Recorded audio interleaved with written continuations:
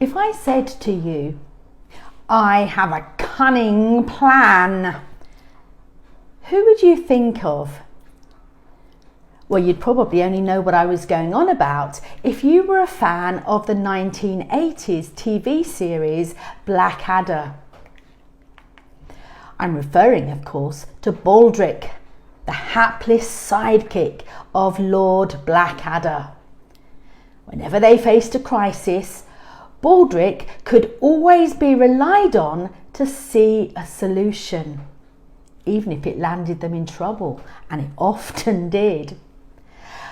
One of my favourite clips is when Lord Blackadder and Baldric faced yet another tricky problem, and they needed a lot of cash to buy their way out of it. Pass the biscuit barrel, Baldric. Let's see what's in the kitty, shall we? 9pence? Oh no! What are we going to do? Don't worry, Mr. B, says Baldric. I have a cunning plan to solve the problem. Yes, Baldric, but let's not forget that you tried to solve the problem of your mother's low ceiling by cutting off her head. A plan that went wrong. Well, we come today to day 4 in our Lent Study series, following Jesus through the last 7 days of his earthly life. And today we find the Jewish leaders huddled together, plotting to arrest and to kill Jesus. We need a plan, they might have said. We're about to find out the answer to their problem, and it's not Baldric. There are actually 2 different incidents detailed in today's passage, each one in stark contrast to the other. One incident, the plan that the Jewish leaders resorted to, involves Judas Iscariot, one of the 12 disciples. And the other incident involves a woman who followed Jesus, but on the fringes. What these 2 incidents reveal is a completely different reaction from each of them. And it's that, rather than the idea of the plan itself, that I'm going to look at. Now, it's always helpful if you've read the passage first. So if you've not done that, then pause the video and go and read it. It's Mark chapter 14, verses 1 to 10. What we have today on day 4 is a story of contrasts. Ultimately, it's about betrayal and belief.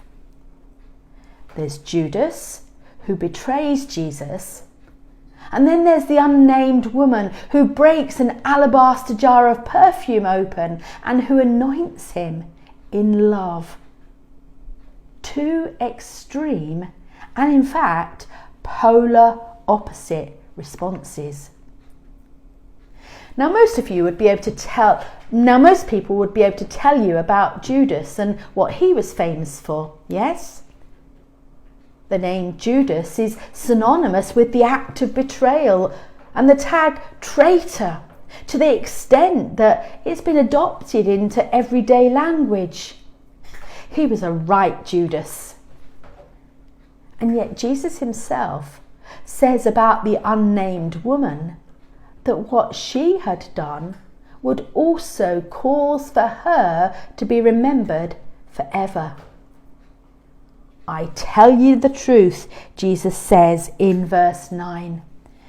Wherever the gospel is preached throughout the world, what she has done will also be told in memory of her. 2 disciples or followers of Jesus, remembered for different reasons. I wonder how you would like to be remembered. What legacy will you leave for those who come after? What kind of disciple are you?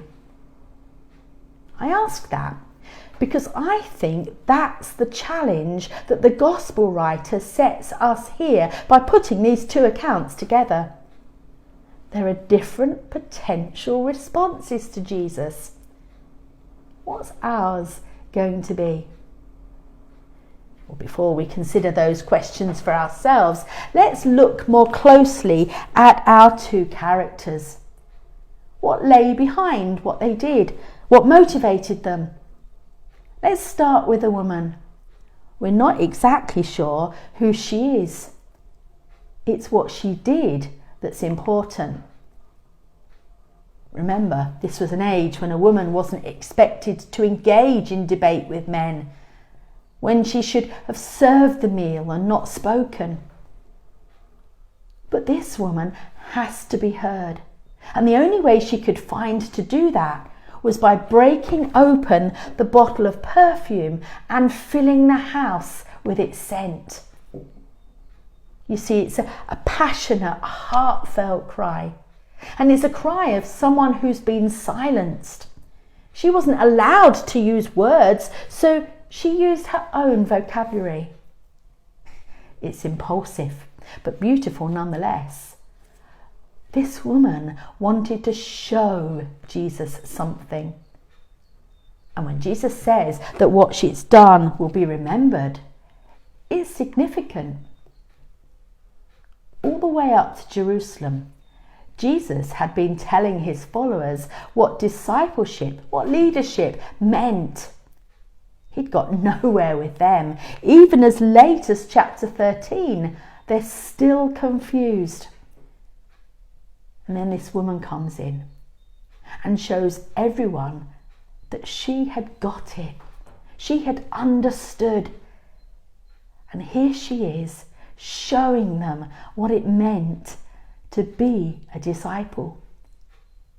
Extravagant love in which there was no holding back. Now, back then, it would have been customary to anoint the guest's head with a dab of oil. But this woman didn't just put a dab of oil on Jesus' head. She broke the whole alabaster jar open and poured the entire contents of it all over his head. Now, 3 weeks or so ago, we started this journey through Jesus' last 7 days with the story of the triumphal entry into Jerusalem, the entry of a king. It's possible that this woman was there that day. And now, from her perspective, this was his coronation. The woman is effectively saying, I know who you are, and I know there's only one response. Oh, they can talk and argue all they like, but my Jesus, well, I love thee. I know thou art mine.